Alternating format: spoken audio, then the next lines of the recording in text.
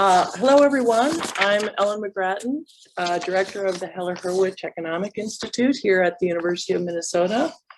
It's a pleasure to welcome you today. Today we're going to be showcasing our top undergraduate students. One of the missions of Heller-Hurwicz is to bridge the gap between leading research going on here at the university and bring that research out to the general public. The research is not just done by the faculty, but also our graduate students and our undergraduates. And I'm happy to report that this year we had 14 undergrads who served as research assistants to faculty. We'll be hearing from a subset of them today.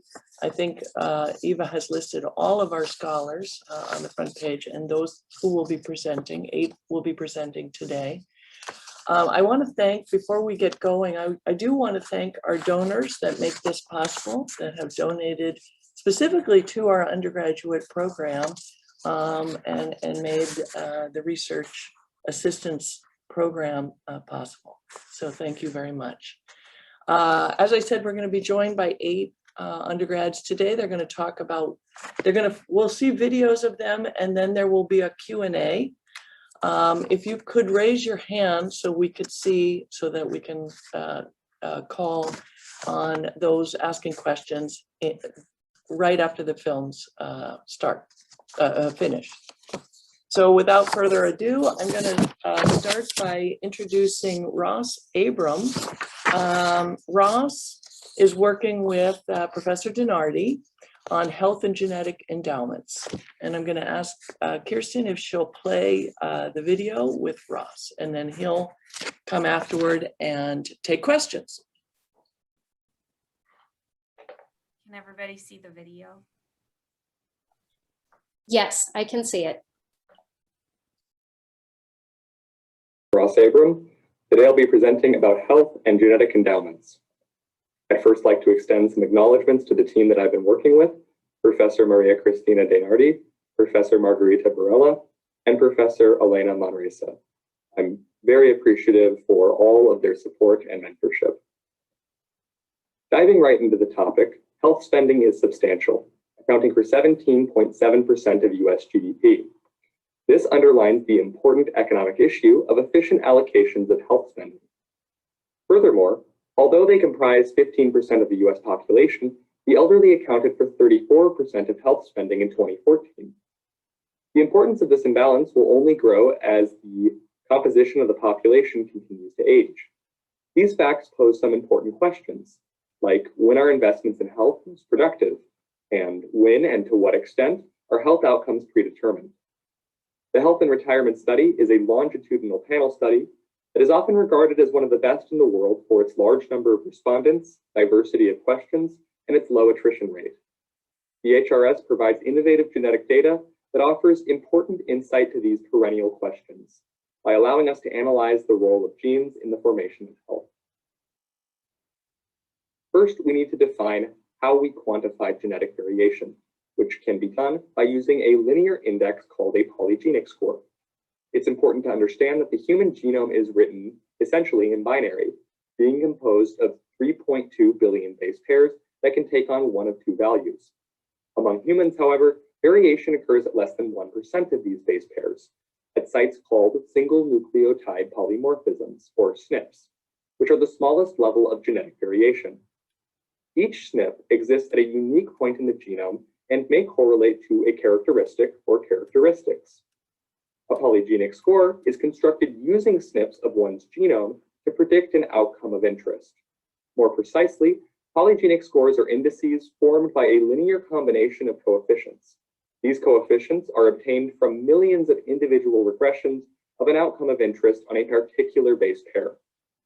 By summing these minuscule coefficients of genetic variation at the smallest level, one quantifies variation as a whole as it relates to a certain health or a certain outcome. Years of education is selected as the outcome of interest for a variety of reasons. First, because more education is associated with better health. And second, because such a polygenic score disentangles the role of education in health outcomes and genetics in regressions on health. Furthermore, past research shows that this polygenic score predicts not only educational attainment, but also robustly predicts wealth at retirement. And it does this through very diverse mechanisms, including affecting planning horizons, as well as facility with complex decision-making. It's because of this diversity of mechanisms that this polygenic score encompasses that we chose to use it in studying the question of health. This chart displays polygenic scores by degree type. As expected, higher degree attainment sees higher polygenic scores. Note as well that the polygenic score is transformed to a standard normal distribution. So a score of 1 indicates an individual has a polygenic score that is 1 standard deviation higher than the mean, which is 0. Next, it's important for us to define how we quantify health. We proceed by using a frailty index, which is the proportion of deficits present in an individual out of the total number of health variables or deficits that are being considered, meaning it can take on a value from 0 to 1, where 1 means that all deficits are present, which is indicative of very poor health. We consider deficits in the following categories: medical diagnoses, like arthritis, for example, whether one has difficulty with activities of daily living, like, for example, difficulty with eating, whether one has made use of certain healthcare resources, like nursing homes in the past 2 years, and then finally, some additional variables like smoking, obesity, and cognition score. Now we turn our attention to the results of some regressions. Column 1 displays a simple linear regression of the frailty index and the polygenic score. Recall that because the polygenic score follows a standard normal distribution, we can interpret its coefficient in the following way. On average, an individual with a polygenic score 1 standard deviation above the mean will have 1.74% fewer deficits than is average. With 26 to 36 deficits, this represents about half of a deficit. And on average, respondents report 7 deficits. So this is quite substantial, particularly when you consider that these deficits are major health issues, whether that's a diagnosis or having difficulty with some essential daily task. Column 2 then adds some basic demographic controls, and as such, R-square increases considerably. One interesting thing that we noted is that being coupled is correlated with positive health, as past literature has shown. And when we include the polygenic score in the regression, a lot of the effect of coupled status is absorbed into the polygenic score. This may be indicative of assortative mating, where higher polygenic score individuals are more likely to couple. And this is something that we want to investigate further in the future. Column 3 then is the most important because it adds a rich set of educational controls, both years of education as well as the type of degree. As one would expect, the magnitude of the polygenic score coefficient reduces, and that's because it's based on years of education. Nonetheless, column 3 shows that there is still an independent effect of the polygenic score above and beyond the educational control that it's based on, and that's quite significant. In the final column, we can also see that a polygenic score that is 1 standard deviation above the mean, on average, holding all else equal, is associated with around 1% fewer deficits than the average. Given that these deficits are quite significant, as I mentioned previously, this shows a substantial relationship with genes when it comes to health. The polygenic score coefficient is also near that of gender, which further speaks to its significance.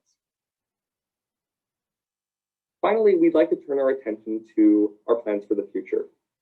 First, we plan on exploring the polygenic score using mediation analysis, which can be used to understand a known relationship by exploring the underlying mechanism through which a variable influences another through a third mediator variable.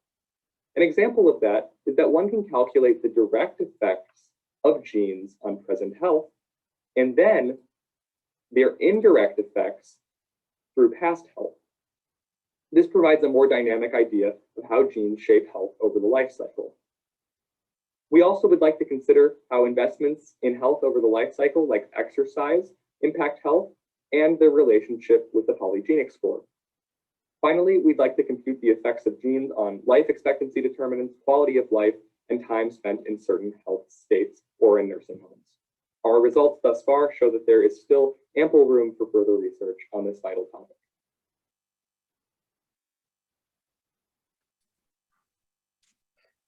Thank you, Ross.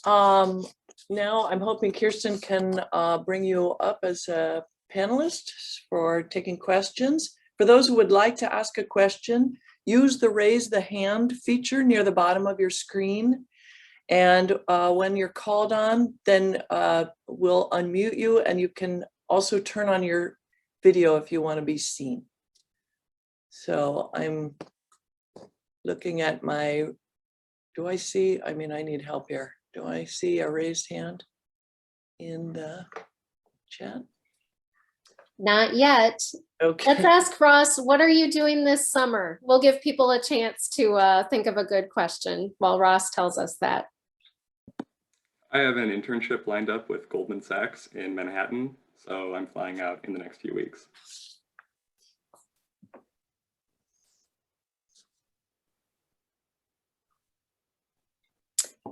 And we'll just remind people to use the raise hand if they have questions. Just a moment. I have 2 questions in the queue here. Kevin Jacobson, I'm calling on you. I just gave you permission to talk, and if you want to share your screen, you need to start video in the lower left. Hi, Ross. So you mentioned that public investment in some of these things is something that you're looking forward to. Based on your research, is there any other public policy you would hope would be shaped based on your research?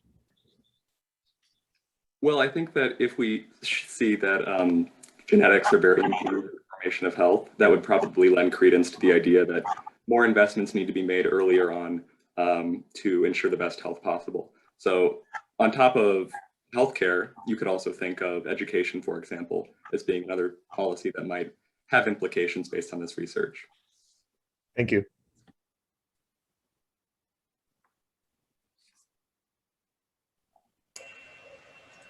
One more question from Zhao. Hi, Ross. Congratulations on the very nice work. I've got a simple question because maybe the presentation was too fast for me, but one of the things that you do is so you have a regression on which on the left-hand side you have a given variable. Let's take educational attainment.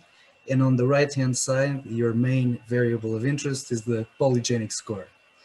Now, what I found a little bit confusing, but also because I'm not really into this, I mean, I have limited information on this, is what exactly is the polygenic score capturing?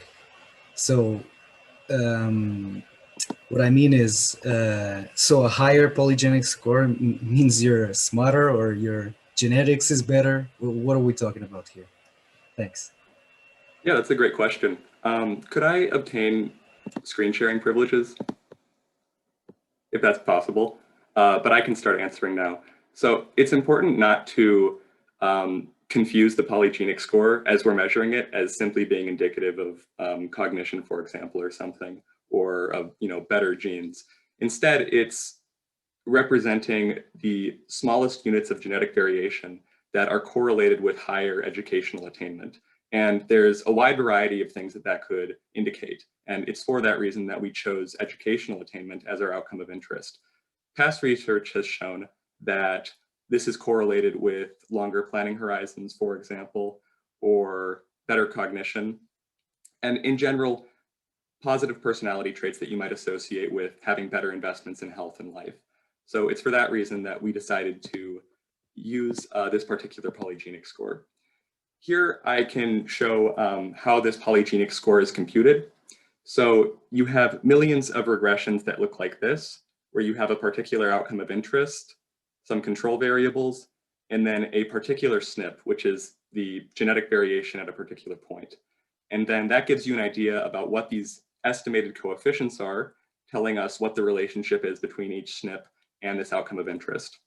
And then you can sum all of these estimated coefficients along with the realized value of the SNP to obtain that polygenic score. So a higher score is indicative of somebody who would attain more education, and then you control for education to see what is the underlying effect, which is indicative of those positive traits that I discussed earlier. Great. Thank you so much, Ross. Sorry to cut off any more questions, just we have many more students to go, but thank you so much and good luck at Goldman Sachs. Next, we're going to have Bella Lee, who has worked with Chris Phelan, and Amy Handlin, who's been on the job market this year, and a past student, Emily Moschini. Her presentation is about gender and online presentation seminars.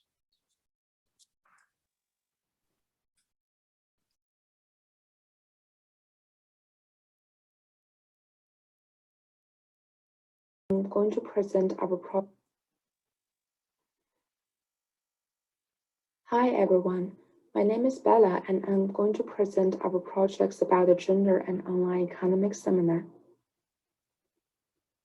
This project started in fall 2020 and we're trying to answer the question related to the gender inequality in online economics seminar. What I did is I generated a new dataset to help us study this and summarize statistics so far. Before I talk into details about that, I want to first introduce two papers that closely related to our projects. The first paper, wrote by Dupas et al., shows that women are treated differently in the economic seminars, including being asked more questions, and also they need to face more patronizing questions. The second paper, wrote by Juliet et al., studied the composition of the seminar talks and speakers, and it shows that much less women economics and minority economics are invited to talk on the seminars. It is also worth mentioning that both papers analyzed the seminars before the pandemic, where the seminars are held in person. So why do we care about those things? The first reason is we can evaluate the effect of the recording on economic seminars. Seminars under COVID-19 has been recorded. The recording has been one proposed method to counteract the differences in terms of experiences in the economic seminars. People in the seminar actually know they will be recorded, and we can study how they behave to compare with in-person seminar. The second reason is online seminar present a unique data opportunity with controlled environment. With the recording, we can actually verify what people in the seminar said. Also, there exists uniformity and not location specified in the online seminar that we can aggregate the data more easily. With the information we get from recording, it is easy for us to extend the research to online seminar. In order to answer those questions and evaluate the fact, we need to create the data set first. And let me show you what we got with those data. There are 4 key statistics in total. The first is the share of the female presenters reflects the share of the female professors. The second is the female share of junior and senior presenters are approximately the same. The third is the share of women by seminar type with descending trail is general, applied micro, matrix, micro, and micro theory. And the last one is about 40% of the paper presented have at least one female author.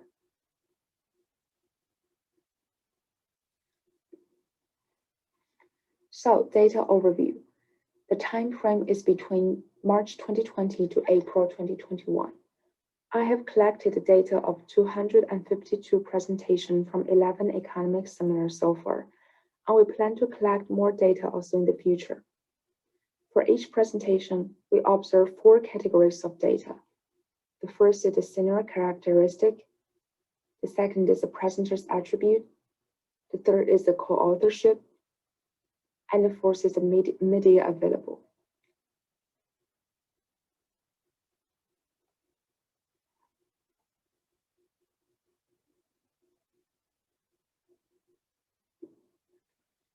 So the first section is the aggregate statistics. The first is the gender breakdown of presenters. On the left-hand side, the table shows the gender breakdown of presenters in 2 papers we mentioned about, and the breakdown of the professors we found in the CSREP report. All of them have about 3/4 male and 1/4 females, which is consistent with our sample as well. This is also our first key statistic. The share of the female presenters reflect the share of the female professors.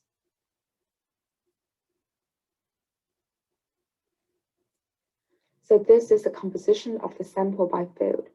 There are 11 seminar series and 5 fields in total, which are microtheory, applied micro, macro, metrics, and general. The vertical axis is the percent, and the horizontal axis is the seminar field. We label different seminars according to their field, and this graph shows the percentage of presentation within each field. For example, 26% of the presentation in our sample falls in the category of applied micro, and about 13% of the presentation are from the seminar series that we labeled metrics.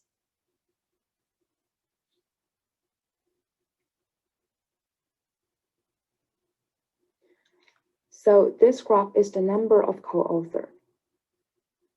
The vertical axis is the percent, and the horizontal axis is the number of co-authors. The highest density of the number of co-authors focuses on 2 to 3. And also, the average number of the co-authors of paper presented last year was 1.7.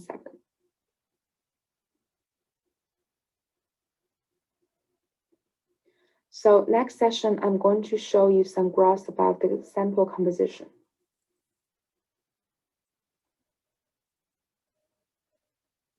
So this is the composition of seniority by gender. On the vertical axis is the percent, and the horizontal axis is the year since graduation banded. You can see about 23% of the junior economics are women, and about 26% of the senior economics are women.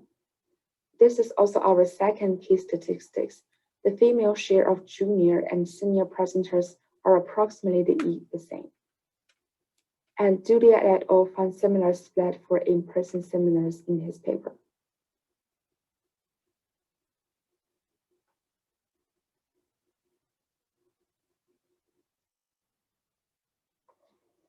So this is the gender composition within each field. The vertical axis is percent, and the horizontal axis is the seminars field. We can see about 38% of the presentation that we labeled as general are presented by women, which is the highest one. The next one is the applied micro, which is about 35%. Only 10% of the presentation that we labeled as micro theory are presented by women, which is the lowest. This is also our third main findings of key statistics, which is the share of women by seminar type with descending trail as general, applied micro, metrics, macro, and micro theory.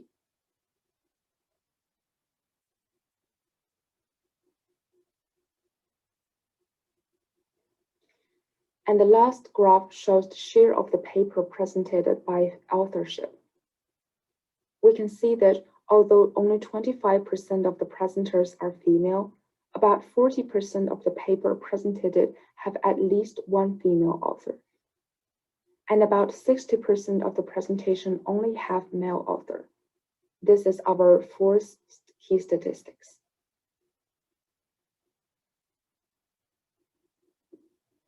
So now we go to the conclusion slides.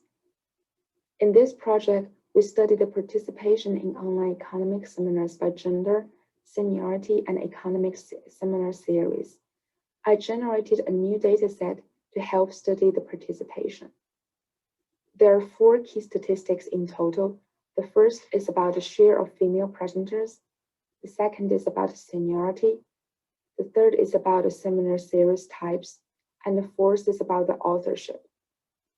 Next step, we're going to continually collect the information of the presentation and transcribe the video and do text analysis on the transcripts.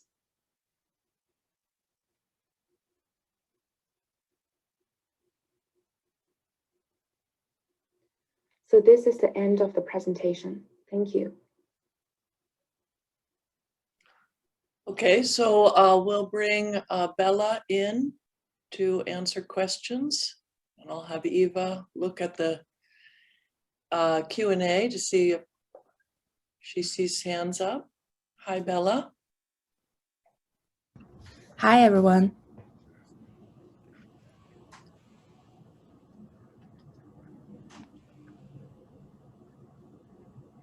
No questions from the audience yet. So I'll ask a question while we wait. So what would you do with the text analysis? What are you looking for? So we're still planning on that part yet, but basically we'll like analyzes the comments to the presenters, like the interruptions, the word using of the comments. It's like we're kind of do the similar things as the paper wrote by Dupas et al. And to analyze this, our women are treated differently, like they will face more patronizing question or ask more questions. But we're still planning on that part yet. So I think a lot of our audience has the name Eva Witter. Eva, somebody has a hand up who's probably not you. There was a glitch in the Zoom. Yep, go ahead. I unmuted you. Ask the question.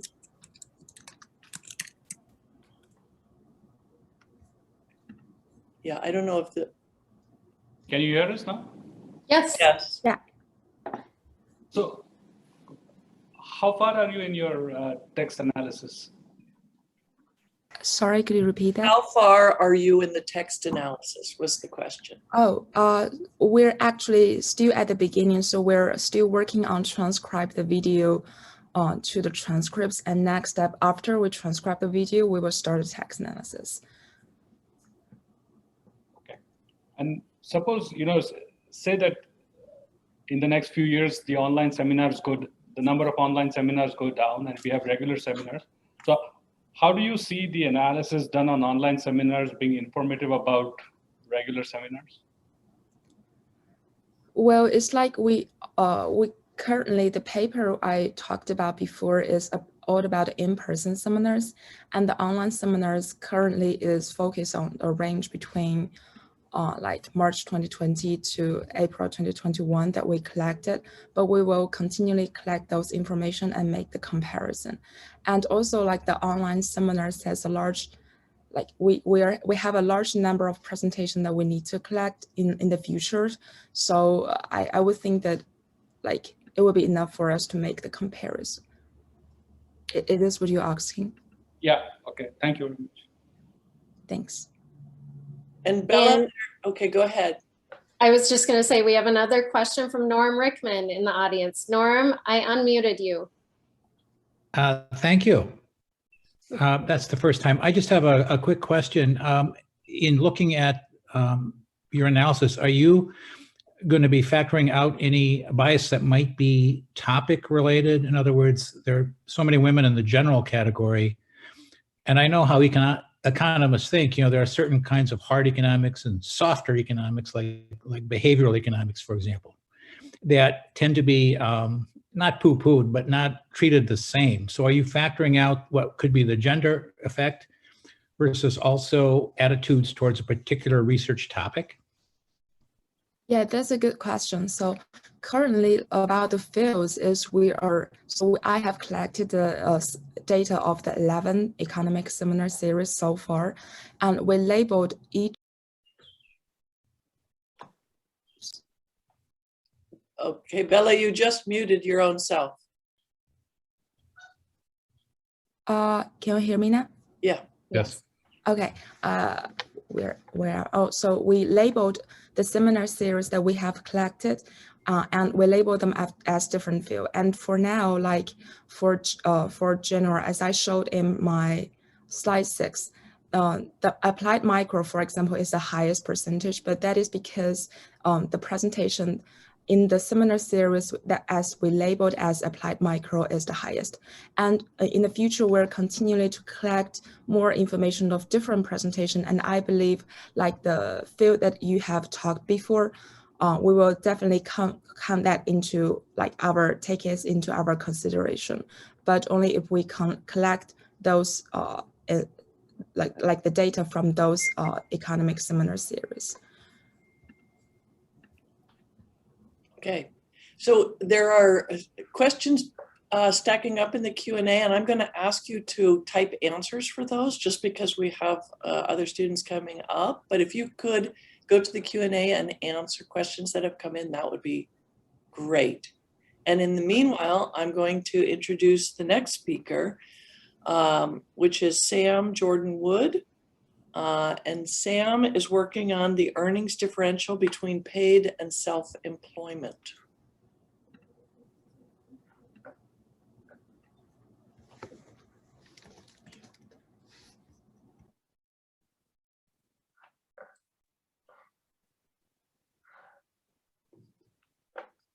Hi, my name is Sam Jordan Wood. I'm a research assistant for Professors Bhandari and McGrattan, and today I'm going to be discussing the evolution of the earnings differential between paid and self-employment. So there's a pretty well-known paper called Does Entrepreneurship Pay?, which concludes that self-employed workers in the median make up to 35% less than paid employees. And this was found using the 1984 Survey of Income and Program Participation Dataset, or the SIP. And so this paper hypothesizes that these people are choosing self-employment for the non-pecuniary benefits like being your own boss, choosing your own hours, and working from home. And so the motivation for my study is kind of, do these results still hold? Do self-employed workers still make less than paid employees? And how do earnings measures change the results? So if we use different dependent variables, how does that affect our results? And this data set is not only going to use the 1984 SIP, but also the 96, the 01, the 04, the 08, and the 2014. So a lot of data. And we have the same sample selection as Hamilton, so we can consistently compare our results. So the model we're going to be running a pooled OLS model and 3 quantile regressions, the YIJT term, our dependent variable, we're going to run 2, real wage per hour, and total income. And both of these are going to be deflated down to $1984. And then we're going to be looking at 2 experience variables. The first one is X, potential labor market experience, which is measured as age minus education minus 6. And then the second experience variable is T, or time in job, also known as tenure. And then we're also going to have a number of demographic variables, dummy variables for a person's education, their marital status, and race. That's what this H is, and I denotes individuals, T denotes years, and J denotes sector, so either self-employment or paid employment. And we're going to create a predicted earnings graph using our regression results. We're going to take the regression coefficients, and for the dummy variables, we're going to plug in the self-employed sample means. We're going to do that for both self-employed and paid employed, so we can compare how the representative self-employed worker would be doing in paid employment. And then for the experience variables, we're going to take the regression coefficients, and we're going to start for X, we're going to start them at 10 years and go to 35, And for T, we're going to start at 0, so someone who just started in a job, and go till they've had 25 years of experience in their job. We're going to create a ratio, so it's going to be paid employment earnings divided by self-employment earnings.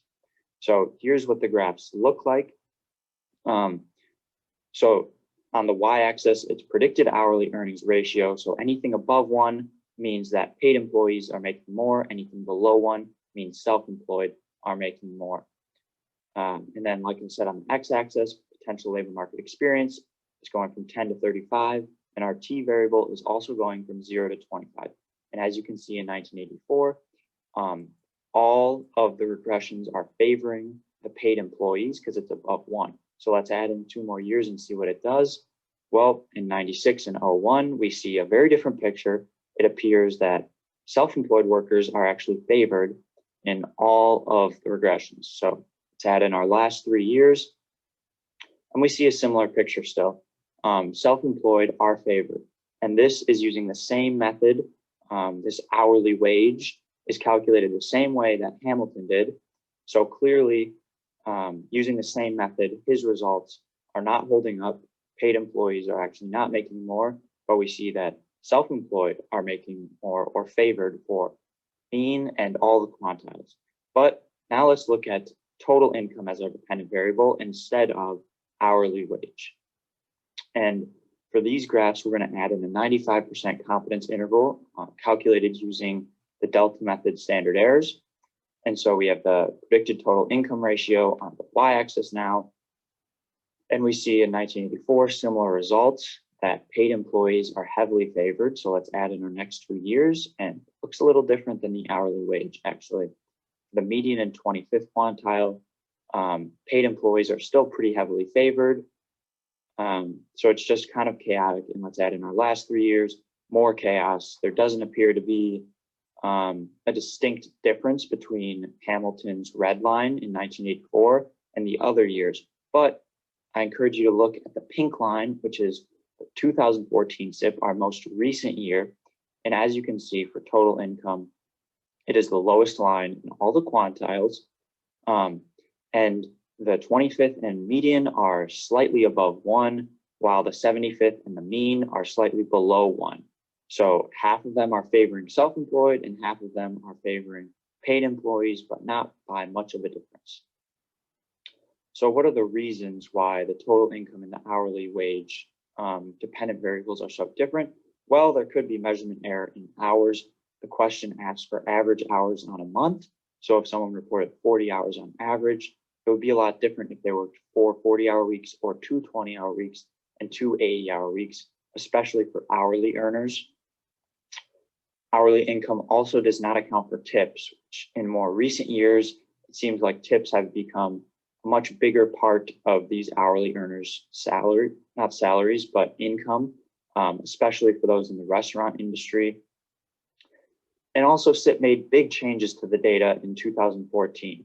They changed the imputation. So about what imputation is, about 20% of people don't answer income variable questions. So the SIP is left to determine, what should we report as their income variables. So they look in the SIP for possible donors or people that look the same in terms of age, marital status, education. And they increased the effectiveness of this imputation. And it accounts for about 20% of people. So this could have been one reason for the change. There was a change in top coding. So before 2014, it was a hard cap at 150,000. And after 2014, they took an average of the top 3% earners and reported that for all of them. So this allowed for a much higher bar in 2014. And those superstar self-employed who make a lot of money can help bring up the mean in the 75th quantile much more. And then also there's just a more reliable measure for self-employed income starting in 2014.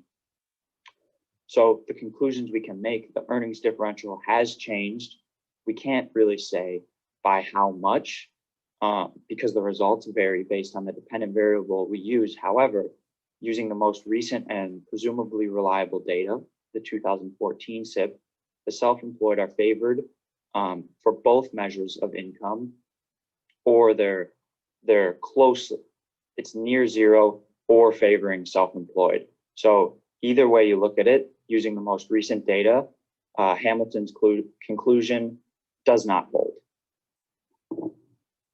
Any questions?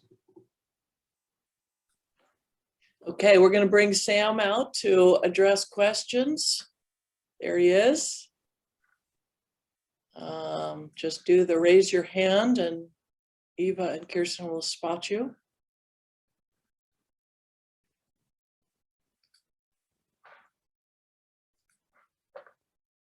Oh, I think Sam has gone frozen. No, there he is, back again. Okay, here's a question from Jackson. Hi, Sam. So I was just wondering, in the original Hamilton paper, he had a number of reasons for why people would choose to be self-employed rather than work themselves, or rather than get a job if the pay differential was so large. And if in this 2014 data, it's the reverse, how would you explain people not becoming entrepreneurs more frequently? That's a good question. I think there are a lot of reasons why people wouldn't become entrepreneurs more often. There's a paper by Maria Cristina Dinardi, who Ross works with, about how self-employed people have more wealth. So there's some sort of constraint onto entering the market based on how much wealth you have. So that could be preventing more people from entering self-employment. And another idea is that self-employed are going to have to work longer hours. So there's some trade-off between working more hours and having a higher total income. But it's a good question. And also in the last year, we've seen that there's more working from home for everyone and paid employees. So those benefits that Hamilton was suggesting are, more attainable for paid employees now as well.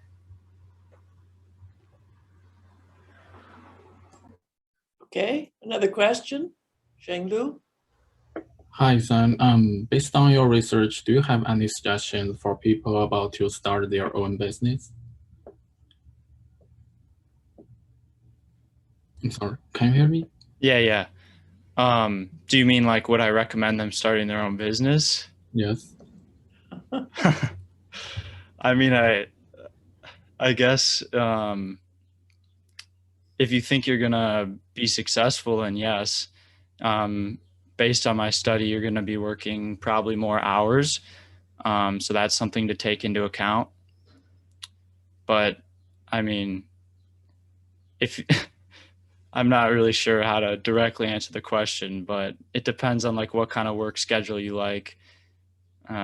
But it seems like you can make at least as much money in self-employment than paid employment. So if you're going strictly based on earnings, then I would recommend going for it. Okay, sounds good. Thank you. Okay, we have time for one more quick one. Robin? Yeah, can you hear me? Yep.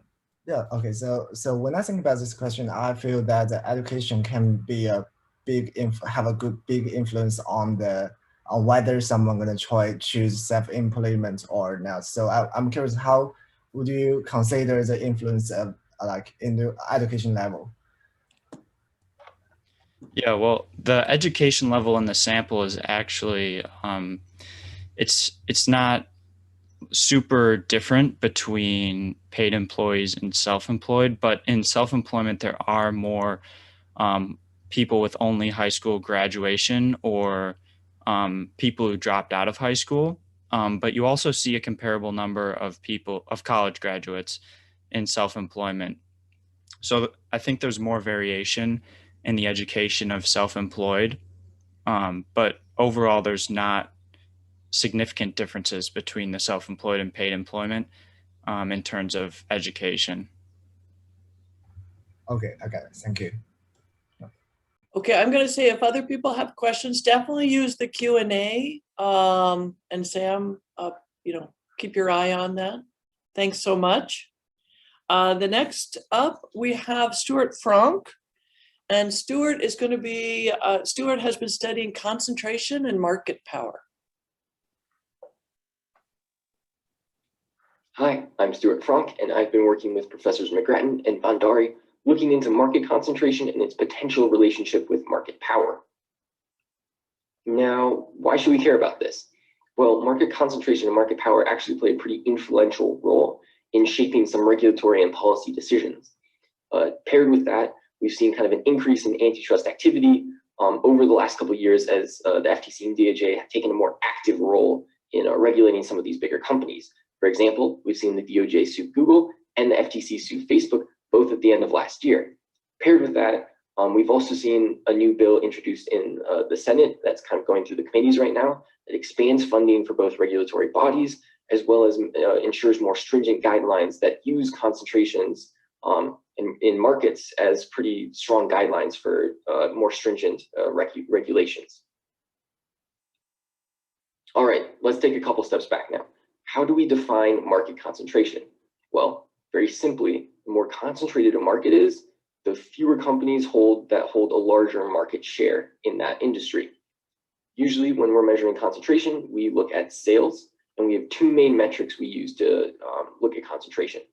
The first one is the top 5 concentration ratio, which is essentially the sum of the sales of the top 5 firms in an industry divided by the aggregate sales of all the firms in the industry. The other metric we use is the Herfindahl-Hirschman index, or HHI, which is the sum of the squares of every single firm's market share in an industry. The HHI essentially just weights the bigger companies more than the top 5 concentration ratio does. And the HHI is the more commonly used metric by the FTC and DOJ when looking at companies and reviewing mergers and acquisitions. All right, so we've established what market concentration is. Now let's look at a little bit into market power.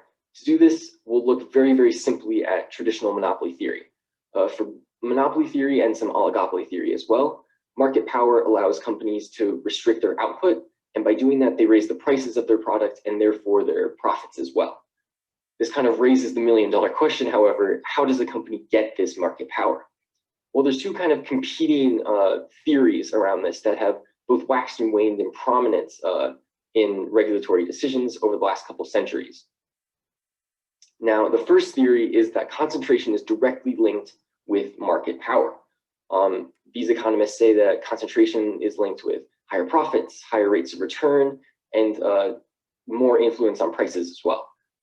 These economists also think that we should look more, we should use concentration much more strictly when making antitrust decisions and decisions on mergers and acquisitions. However, some economists aren't quite as convinced by this. They say just because a company has a large market share doesn't mean it has the power to manipulate prices. They could just have a larger market share because of some efficiencies they've gotten, whether it's through economies of scale or other cost-reducing measures that have given them some advantage over other firms in the market. We don't want to disincentivize these companies from doing that, and that's exactly what we'll do if we regulate based off of concentration in certain markets. So these economists say, well, we just need to look at prices. If a firm is manipulating prices in a market, that's when we should step in and take regulatory action. Now, one thing that should be noted is that both these kind of strategies don't look solely at price or solely at concentration. They look at both. The key is that they just kind of weight the importance of each differently in their decision-making process.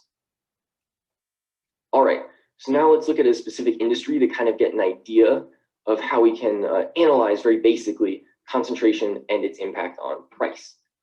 All right, we'll be looking at specifically the US retail industry, like all the retail for the last 40 years.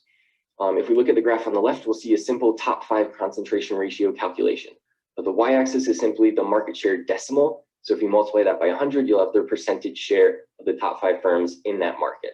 The key thing to take away from the left graph is that upward trend in concentration over about the last 20 years. Okay, so now we've kind of established that there's an increase in concentration. We want to check to see if there's a corresponding increase in price. To do this, we'll look at our right graph, which is our markup ratio plot.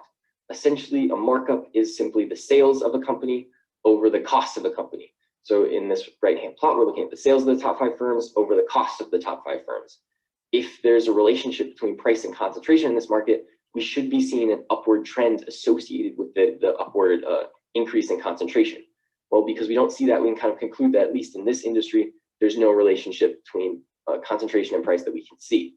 However, this could vary within certain subsectors within the retail industry or in other industries outside of the retail industry.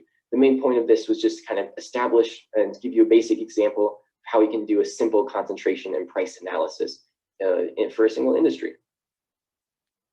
Now, one thing that should be kept in mind is that we should look sometimes just beyond price for the influence of market power and market concentration.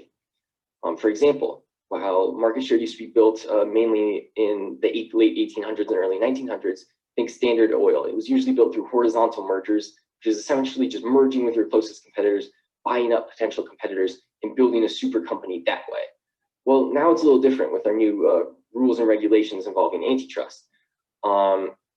One big factor that plays a role in many modern internet markets is the network effect. Essentially, a network effect is a requirement of a certain number of people that your product needs to be effective. Think social media companies like Facebook or Twitter, but also search engines like Google. The more people who use Google, the better it's able to tune its future searches for more users. It's essentially a positive feedback loop that becomes a better product for its consumer the more people who use it. So this requires a certain minimum threshold of concentration in markets, kind of results in industries with network effects being structured differently concentration-wise than industries without them. Another thing to look at is predatory pricing and the role that kind of plays in markets. Amazon is commonly accused of predatory pricing, and essentially it's when super big firms that are involved in, let's say, like 20 different markets, look at a specific market and say, all right, I'm just going to undercut all my competitors' prices in this market and subsidize my losses using the profits I make in my other 19 different industries. And since Amazon's so big, it's able to outlast the competitors in that market, drive them out of business, and therefore raise its market share that way. One final thing to consider, especially in big tech, is that they make very small acquisitions of competitors who aren't competing with them now, but might be potential threats in, say, 5 or 10 years. By acquiring them small, they actually avoid minimum thresholds for reporting to the FTC and DOJ, and so they dodge these regulatory actions, but are still managing to potentially stifle competition. So the goal of this presentation was to just hopefully give you a bit of a crash course into various different thoughts about antitrust policy and regulation, and give you an idea of where we're at now. It'll be interesting to see in the future the results of these different suits and what way US antitrust policy heads next. As for me, I'm hoping to explore more into how larger and smaller firms differ in the distribution of their profits and their rates of return. Does anyone have any questions? Okay, we'll bring Stuart out to field those questions. There he is. Is there anyone who would like to ask about market power? We've got a question by Yash Singh. Hey, Stuart. Great presentation. I had a comment or sort of a question too. Jim Schmitz at the Fed has done terrific work on monopolies and sort of how they affect different sort of prices and stuff.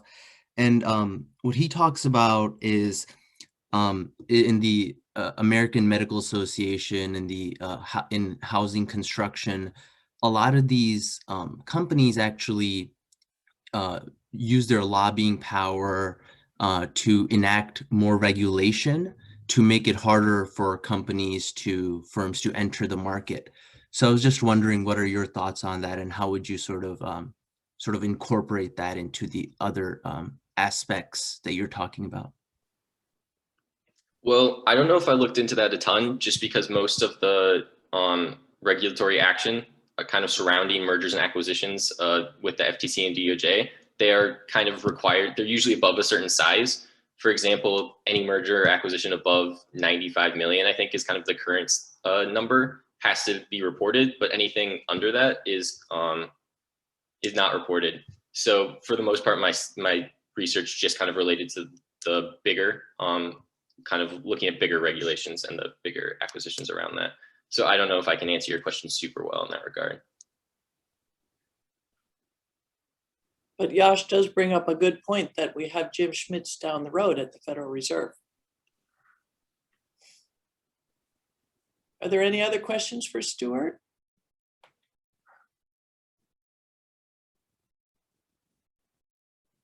There's Amy. Hi, Stuart. Good presentation. I had kind of just a comment and wanted to hear your thoughts on it.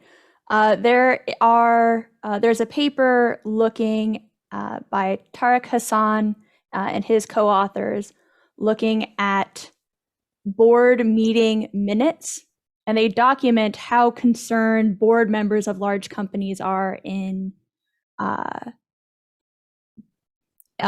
how risk averse they are for political regulation. So I was wondering what your thoughts would be to looking at these companies and how much they're dedicating to their legal fees or their legal teams within their companies as a way to think about their possible concerns about future litigation for antitrust policy. That's just one thing that I from the literature I'm familiar with, I think could be related.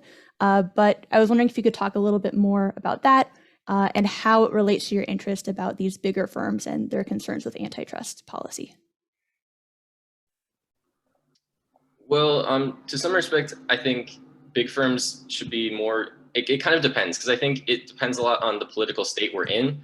Like I mentioned in the presentation, last year there were 2 suits of Facebook and Google, which are actually really uncommon because they're kind of similar. They're like big, they were sued for monopolistic performance, which is kind of, which hasn't really been done in history. It's been done with Microsoft, it's been done with AT&T, and then I think like once before that. So generally they don't have to worry about these big monopoly suits, and it just kind of depends on where the I think political thought process is at, whether people are like, I think, because now I think we're kind of in a changing moment where people kind of want it to be kind of stuck to the man, and these big corporations are kind of the next step in that. So I think it kind of depends on where we're at. I don't know, just kind of how the public perception is of these big companies, and that kind of figures a lot into how these politicians act around it. All right, thank you. Okay, thank you, Stuart. And if there are other questions, please put them in the Q&A and Stuart will happily answer them. Next up, we have Guanqi Li and Dingxun Bian, who are going to talk about a data set that they created for tax reconciliation. Hello, everyone. My name is Dingxun. Hi, I'm Guanqi. And today, Guanqi and I will be presenting our work on creating a data set of tax reconciliation table from 10K financial reports of companies. This project is supervised by Professor Bandari and Professor McGrattan. So if you search online about corporation taxation right now, you might see some very shocking news. An example is given here. This is a new report in April saying that 55 large corporations paid zero tax on their 2020 profits. This report is just one of many news that you could find online, and many of them imply that corporations are constantly not paying taxes. It is natural to ask, is this really the case, or are these claims inferred from time-specific data? HP Inc. was mentioned in the report for not paying taxes. Hence, we pick HP Inc. to do an elementary analysis on the generalizability of this claim. Here we'll present a time series graph on the statutory tax rate versus the effective tax rate of HP Inc. Statutory tax rate means the tax rate that corporations are legally required to pay before applying any tax breaks, which is a tax concession allowed by government. In contrast, the effective tax rate is the actual tax rate that the corporation paid. We observe that the effective tax rate is certainly not zero. That is, they are still paying taxes, although it might not be as high as the statutory tax rate. This shows that the report's claim is time-specific, at least for the HP Inc. However, the effective tax rate of HP Inc. is indeed constantly lower than the statutory tax rate throughout the years, and it is oscillating a lot between years. Why do we observe this pattern? To figure this out, we can consult the so-called tax reconciliation tables. These tax tables are from the annual report that the company has filed to the SEC, and they record the details of tax rates. We present here the 2011 tax reconciliation table of HP Inc. It can be seen from the table that many tax rates are time-specific. For example, valuation allowance and foreign net operating loss, each of which only appear to be a deduction term once in 3 consecutive tax years. This can partially explain the oscillation we observe in the effective tax rate. However, there also seem to be persistent tax deduction terms like the lower rate in other jurisdictions and research and development credits. To see what kind of tax break term is time-specific and what kind is not, across different companies, we need an aggregated data set that records the details of the tax reconciliation table for all companies and all available years. However, such a data set does not exist. Therefore, this motivates us to build a new data set.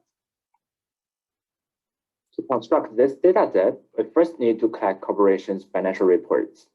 The financial reports come from 2 databases, Merchant Archives and SEC Edgar. The financial reports in Merchant Archives are in PDF format, cover the years from 1980 to 1995, and the financial reports in SEC Edgar are in HTML and TXT format, cover from 1994 to 2020. In this project, my main role is to collect tax reconciliation data from the financial reports in PDF format. There are 2 big challenges in my part. The first one is how to locate the tax reconciliation table in each financial report. Here is a thumbnail of part of the financial report of HP Inc. in 1984. You can see a lot of texts, tables, charts, and even some big black blocks from those pages. Here, I only show you 18 pages. In fact, each financial report can have hundreds or thousands of pages, and every page can contain a lot of information. It is really hard to locate a small table out of a huge PDF, especially since these old documents are usually blurred and damaged. To solve this problem, instead of looking for the tables, it is much easier for us to looking for texts. After checking financial reports manually, I find some certain words and phrases commonly appear in or around the tax reconciliation table, such as federal income tax rate, US statutory rate, research and development tax credit, and so on. Therefore, I designed an algorithm to locate this table by searching for these certain phrases. The second challenge is, once we found the table, how to extract it from the PDF. On this page, we can see the tax reconciliation table is in the right bottom corner, but above that, there is another table describing tax provisions and a lot of text that we want to get rid of. So how can we only extract the tax reconciliation table? At this step, we employed m.textract, which is an open source tool developed by Abram. I use m.textract to detect tables and extract the tables into CSV files. Here is an example of the application of m.textract. The above one is the tax reconciliation table in PDF, and the bottom one is the CSV table extracted by Abram. You can see the table is well formatted and it can be aggregated with other tables. Currently, I'm working on parsing the tables across companies, across years, and aiming to do further data aggregation and analysis. So I am doing essentially the same work as Guangqi, but instead of dealing with PDF files, I'll be dealing with HTML files of text tables instead. There are, again, two major challenges for my part. The first part is to locate and extract the text tables from the 10K financial reports. Luckily, this could be done through a readily usable machine learning algorithm called the FastText, developed by Facebook. My job is then to parse the raw results given by FastText into usable data. To put it into perspective, this is the raw results given by the FastText algorithm. What FastText did is going into each of the HTML files containing the text tables and extracting the raw HTML code in each file representing the text table. I then transform and parse this raw output into something like this, so that these data are readily usable for further examination. Given the data that we have at hand, we can present some more statistics relating to HP Inc. Here are the top 4 categories for tax breaks based on their appearance frequency across the years. The y-axis represents the average tax reduction rate for each category across the years. We notice that, at least for HP Inc., the most significant term of tax break across the years is the lower rate in other jurisdictions. In contrast, the valuation allowance and foreign net operating loss seem to be more year-specific deduction terms, as they do not even make it to the top 4 list presented here. Now, this is just a simple statistic based on the data of a single firm. There are a lot more things we could do with our newly constructed data set. For example, we could separate the firms into groups based on their taxable income. Then we can observe the difference in tax minimization strategies across groups of companies. Or we could look specifically at a single tax break term and look at a time series plot of it. Then we can correspond the historical tax event with the time series plot to see what kind of event would cause a change in the specific tax break term in interest. Our new data set will be able to bring endless new insights in its full capacity. Thank you for listening. Please let us know if you have any comments or questions. Great, we're going to bring in Guangqi and Dingxun. There they are. And I open it up for questions. Luis? Hi guys, thank you for a very interesting presentation. You mentioned at some point that there are 55 large corporations which paid 0 federal taxes. So I was curious whether you can say more about these companies, in particular if you know whether these companies cluster in some specific industry or in some specific groups of industries. Thank you. In fact, if you search this report online, you can find it, and there are a lot of other companies listed in the report, such as Nike, FedEx, And we pick HP Inc. just as an example since we have enough data for HP Inc. and everybody knows it. So we think it is a good example to be present here. And if you search that report, you can see what are those 55 corporations. Okay, thank you.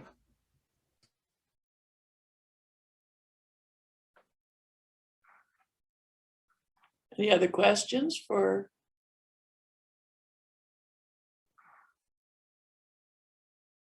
Dingjun and Guanxi?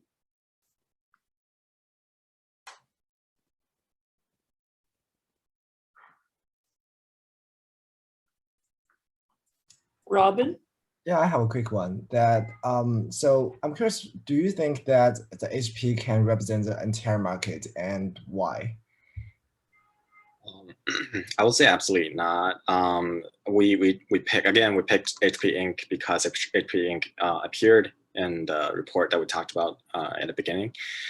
But HP Inc. is a large tech company and it's only in one specific industry. So I wouldn't say it's like the observation is very generalizable to other industries or even within its own industry. But this is a start, and our future expectation is to do more analysis across firms, across industries, according to their income level and etc. So hopefully there will be more cross-sectional analysis in that sense. Okay, thank you.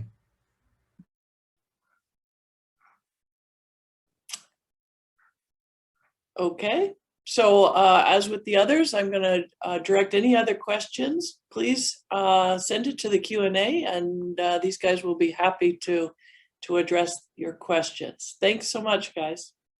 Thank you. We're next going to bring in Joey Dispirito. I probably messed up that name.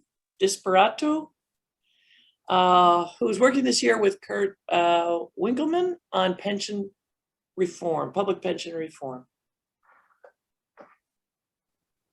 Hello, everyone. My name is Joey Dispirito, and I've been working with Senior Fellow Kurt Winkleman and Jordan Pandolfo on the Public Pension Initiative for the larger part of the last year. And that work is exactly what I'll talk about today. So to get us started, Kurt and Jordan have been studying public pension reforms for years now. And one of the biggest problems is due to the inability of states to consistently and sufficiently fund their plans. An interesting finding that they've made has guided much of what we're going to discuss today, and it's been the perverse incentive for policymakers to set high target returns, which often sets funds up to underperform in long periods. And then to give you an idea of what I've done more generally, my work has involved cleaning and collecting data from Boston College's public plans database, combining that data with relevant market indices, and then creating meaningful benchmarks to basically gauge how all of the funds are doing. So here I've created a quick example to illustrate how different target return assumptions change the present value of future liabilities. So in every case here, we basically owe someone $100,000 in 20 years, and the only thing that we change is how much we assume we are going to make on the money that we have today. So the present value of liabilities then is essentially a measure of how much money we need in today's dollars to pay for our liabilities in 20 years, with our target return acting basically as interest. From this, we see that having a higher target return assumption, we are able to somewhat arbitrarily discount future liabilities today, which in our context means taxpayers pay less and funds require less money in the short term. And then this is especially interesting when you consider the fact that the average return of the biggest funds that we're going to talk about later has hovered around 6.5% annually, but the average target return is closer to 8%. And we're going to talk about that again a little bit more later. And then a more practical example of these incentives playing out is in Pennsylvania. In Pennsylvania, their public pension fund for teachers has put almost half of their asset allocation into alternative investments. And these investments are often high risk, high return projects that are largely unavailable to retail investors. And many public pension plans have been increasingly reliant on these alternative investments due to their high return targets. And then again, what's especially interesting about this Pennsylvania Teachers Fund is that their target return assumptions over the last 10 years that have driven these remarkable increases in alternative investments is just about average compared to all of the other biggest funds that we're going to talk about after this. So with these examples to motivate us, I created a time series for each of the 50 biggest funds, as well as the Minnesota State and the Minnesota Police and Fire funds, just to include all of the Minnesota State funds. And then to get a better idea of these 52 funds, as of 2019, they combined for about $3.2 trillion in assets under management and represent about 82% of all of the public pension funds from the Boston College Public Plans database by value. Furthermore, the average return target in 2019 among these funds was about 7.25%, and the average over the entire period was about 7.8%. And then, so basically what I did here was that in the period from 2001 to 2019, I assumed on one hand that the funds made exactly their target return and compounded each return over the given periods.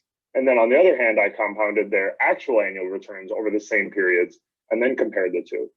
So basically what we're seeing here is that only one fund out of the 52 beat their return target over the 19-year period. And they only beat out their return by about 21 basis points, which is about 0.21 of a percent.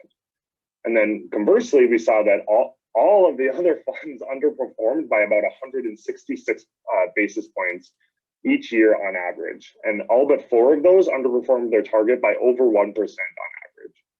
And then much of this is likely due to their underperformance during the 2000s, particularly during the great financial crisis of the late 2000s, where every single fund underperformed their target and by about 18.61% on average.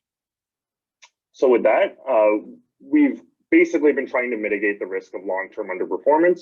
So we created a new formula to see return targets, which we refer to as the constant excess return target.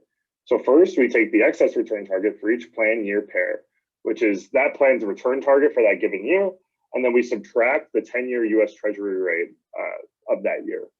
And then for each plan year pair, we define the constant excess return rate as the 10-year US Treasury rate from that year, and then add it to that particular fund's excess return target in 2001.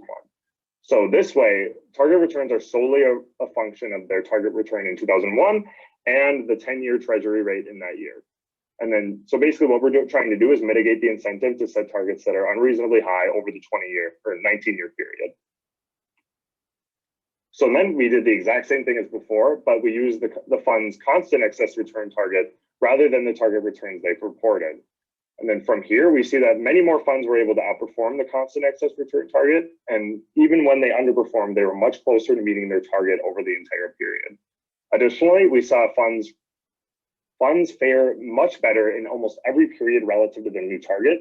And we had 5 more funds join the early 2000s overperformers, and every single fund outperformed the constant excess return target from 2015 onward, from just 8 beating their targets over that same period. With regular return targets. And then this is remarkable even when we look at underperformers in particular, because when we compared those who underperformed their target actual return over the 19-year period, and then de-annualized those annual returns, we saw that they were only able to make about 73% of what their target had accumulated over the entire period. But then on the other hand, with the constant excess return target, we saw that those who underperformed were still able to make up almost 89% of what the constant excess return target had accumulated. And this difference can have some pretty important implications for funds. So that leads us to the question of why do we keep these high return targets? What we've largely found is that keeping high return targets allows policymakers to minimize the short-term burden on taxpayers at the cost of increasing the risk of long-term underperformance. Eventually, what can and often does occur is that these funds simply remain underfunded. What policymakers are essentially prioritizing is the short-term benefits of lower taxes over the long-term risk of underfunding public pension plans. And that basically concludes everything I have.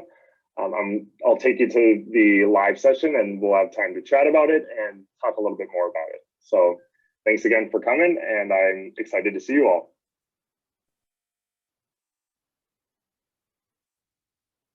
Okay, let's bring Joey in. There he is, I think. Joey, are you there?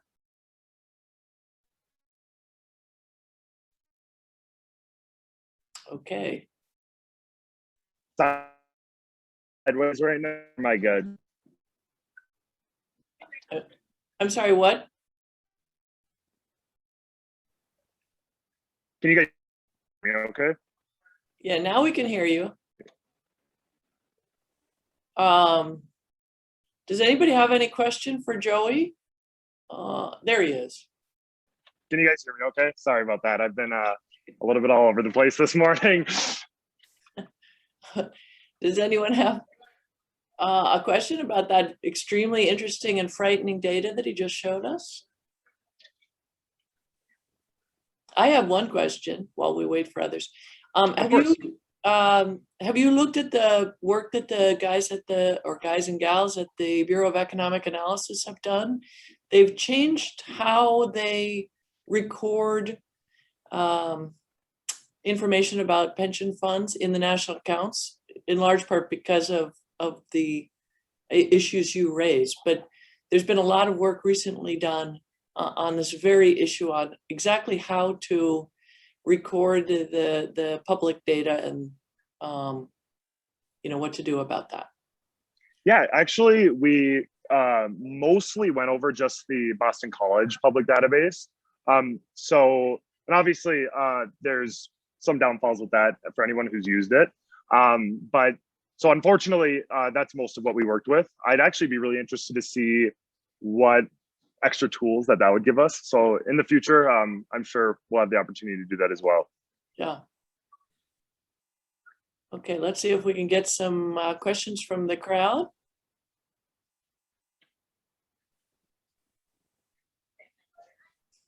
Everybody's shy. Yeah, no problem. In the meantime, I can show you guys my view. So I was planned this a little bit poorly. I'm in Colorado right now, and our Airbnb does not have very good Wi-Fi, which is why I'm at a coffee shop. But here's my view. There's a nice little mountain over there. Beautiful. While we wait, yeah. Sorry, I know it's a little not quite topical, but I'm hoping to get a little bit, hoping to get everyone, break through that shyness. I love talking about this stuff. So okay. Good, because Jorge has a question. Awesome. I made a question about this. Suppose I am the boss of this union, and I am aware that you're being overly optimistic, pathologically so.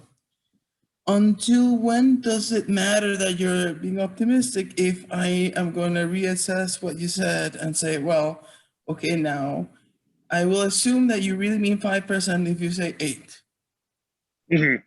So to what degree is this behavior going to have a minimal impact if we end up just readjusting their nonsensical optimism?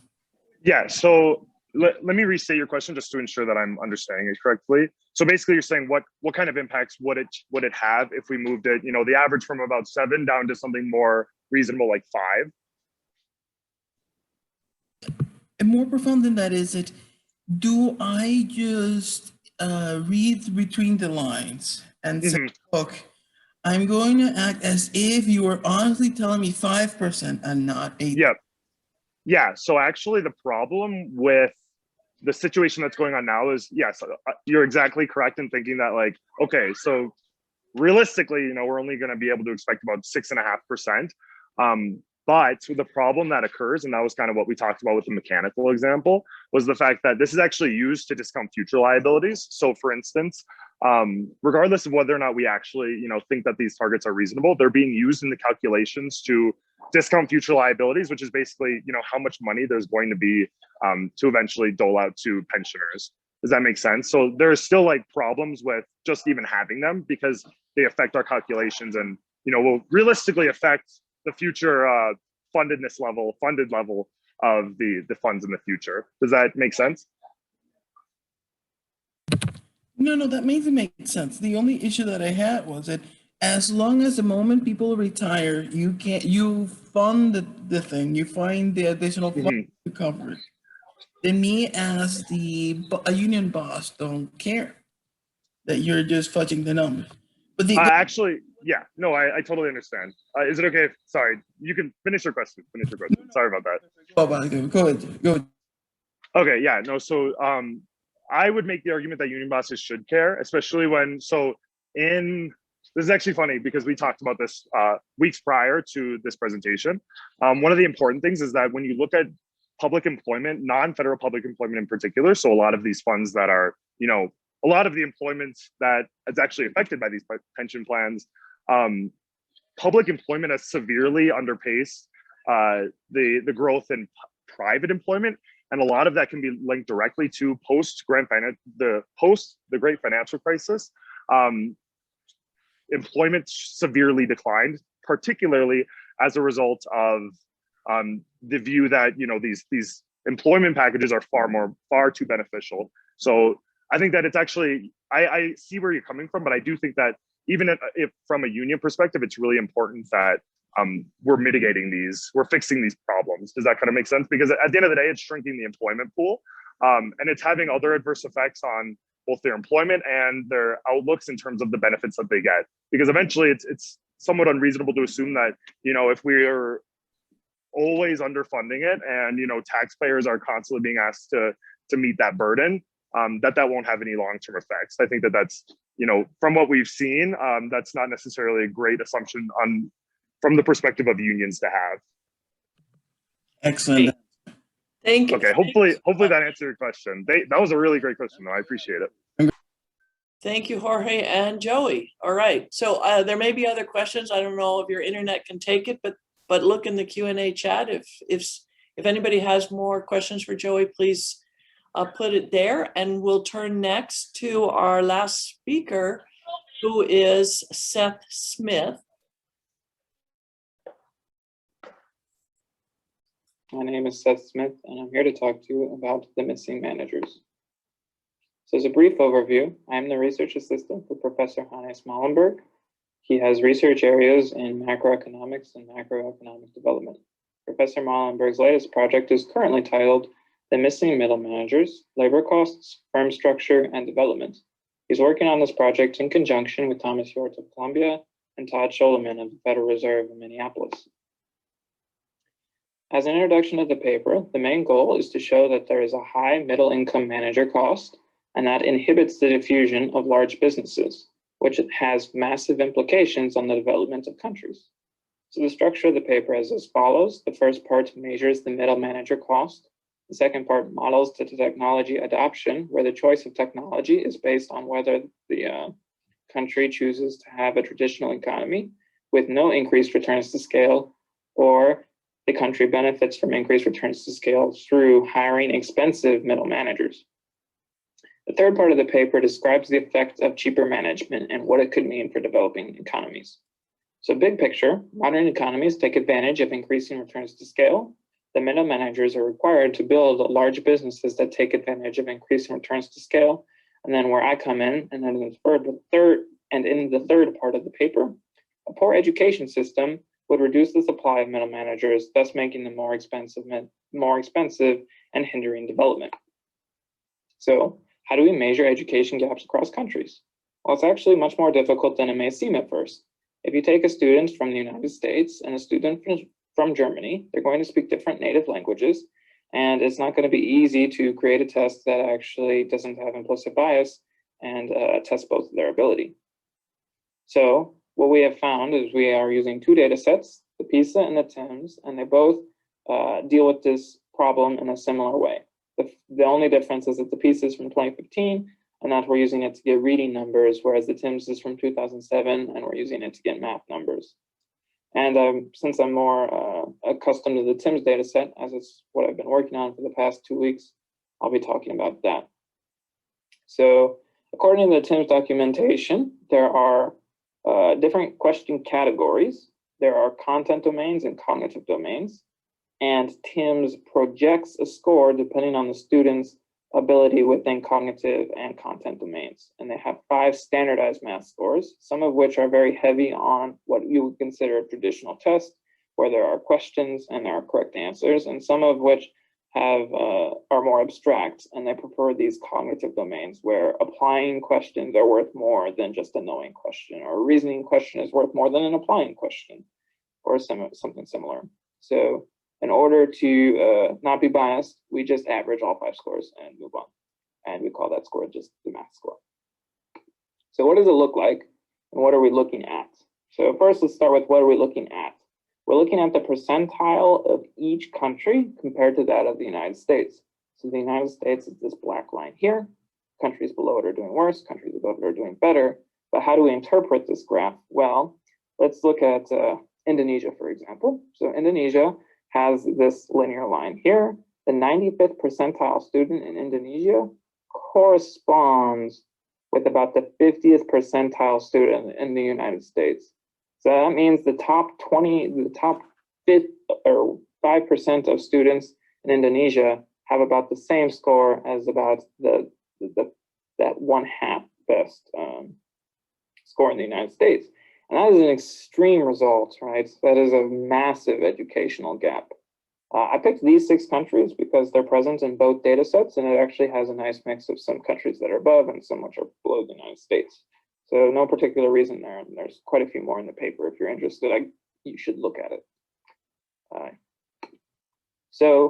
Where do I fit into this? My job is to replicate the PISA results, which are these, with the TIMSS data and do the math version of the same comparison. And then the second part is my second job is to impute the reading scores based on the math scores that are not in the PISA set. So how did I accomplish this? Well, I created this little graphic to show an example. So let's say we have a student from Sweden marked by the green distribution here. And this student happens to be in the top 75% of Swedish students. So we look at that and we look at where that score corresponds in the United States graph. And in the United States graph, that student is a 90th percentile student. So Sweden is one of the few countries that usually does do better than the United States on these standardized tests. So when we map that, we take that 90th percentile from the United States, and then we map it to a reading score, and we call this score X, but that score X is actually Sweden's imputed reading score. So what does it look like when we do the same analysis on the TIMSS set? Well, it's actually really interesting. So actually rank is pretty much preserved, but these slopes are very different than they were before. And we see that there's a massive jump here in between that of Korea and the United States. Korea has very strong math scores in relative to the United States. So that's pretty cool. But one might wonder, what does the slope really mean? So what does the slope mean on this graph? Well, you just go back to what the distribution looks like. Now, in the United States, we have something called No Child Left Behind. And the idea of No Child Left Behind is that we bring these tails up, and the distribution is much more flat with these battered tails. So when we look at the next slide here, a flatter slope is indicative of fatter tails, which means a more uniform math distribution. So some countries that don't have very uniform math distributions are like Tunisia up here in blue, and actually Sweden here in the green actually has a more extreme results than the United States. So summary of what we talked about today. The big topic is, why do poor countries not adopt the modern firm structure? And one of the reasons that could be is that expensive management certainly plays into this. Expensive management could be caused by the lack of supply of middle managers. And one of the reasons why we could have a lack of middle managers is because the lack of quality education. So with that, I just really wanted to thank Heller-Hurwicz for this amazing opportunity, as well as the University of Minnesota economics professors who have been there teaching us everything that we need to know and been encouraging throughout the entire way. I'm just very thankful for this entire program and everybody who's been a part of it. And with that, hopefully you guys have some questions.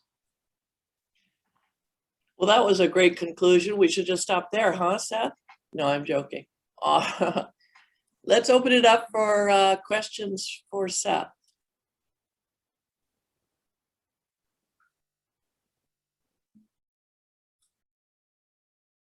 Anyone? Maybe we can get Joey to ask a question from Colorado.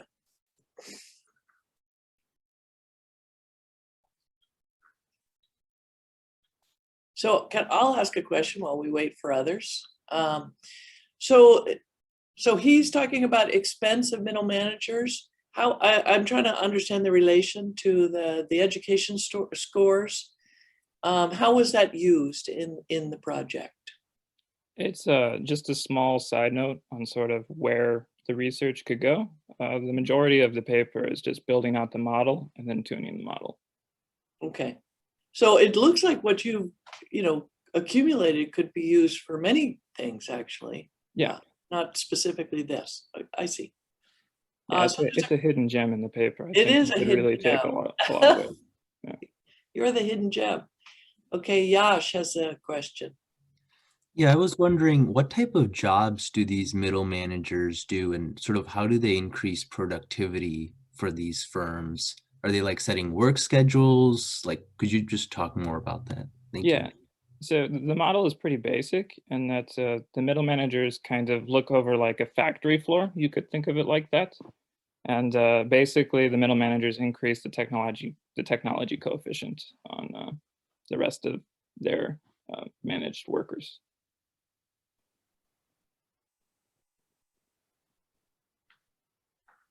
Chris, you have a question? Hey, Seth, Chris Moser here from the Fed. Super cool stuff. I have a question. This is along the lines of, I think, where Ellen was like poking you. Can you say something about the assignment of a given talent measured by your scores maybe into management positions, and if maybe that assignment function is different in developing countries? Maybe we think that, in order to be an effective middle manager, it takes like college math in the US, but in maybe Ghana, that doesn't mean very much. You must be like a good people's person or something. Yeah, that's a good point. It's not something that we looked into yet. I think, I mean, probably reading is more important, as that's what we kind of geared towards first, and then we kind of went back to the TIMS to get more countries involved. But that is a good point. You could also think of this middle manager thing, though, as like they've been important throughout development. So you could even go back to like the 30s and say that the education back then was sufficient in order for people to be effective middle managers as well. So that might be an area to like where to look, but I don't have a specific answer for mapping the educational attainment to the effectiveness of being a middle manager. If that makes sense. Yeah, thank you. Question from Joao. Hey, Seth, nice work. I'm a graduate student here at the U. So there's a theory about that in poor countries, managers might come from people's families because there's like some risk, and you just like, kind of get your relatives to run your firm. That would be a cool thing to compare, like kind of an immutable trait and of like managers in some poor countries with potentially something that, they contract out a middle manager otherwise. Anyway, but yeah, cool project. Nice work. Thank you. Okay, well, we're a little past time, so I'll just thank all of the students that we saw today. It's a shame that we try to cram it all into such a short time. But if you do have other questions, if anybody who's joining us today has questions, I think Eva is going to send around or pop up email addresses for all of our students. And please contact them. They've been working hard on these projects, and they're really interested in the projects, as I thought Joey put it best. It's cool stuff. So, write to them, give them a heads up, send them questions. And we definitely look forward to hearing back from all of them and all of the HHEI scholars. When they go out in the world, please, send word back to us about what you're doing and how this has helped. Thanks. Again, I'm Ellen McGrattan. It's the Heller-Hurwicz Economics Institute, and we're very happy to have had our undergraduates today. Thanks so much.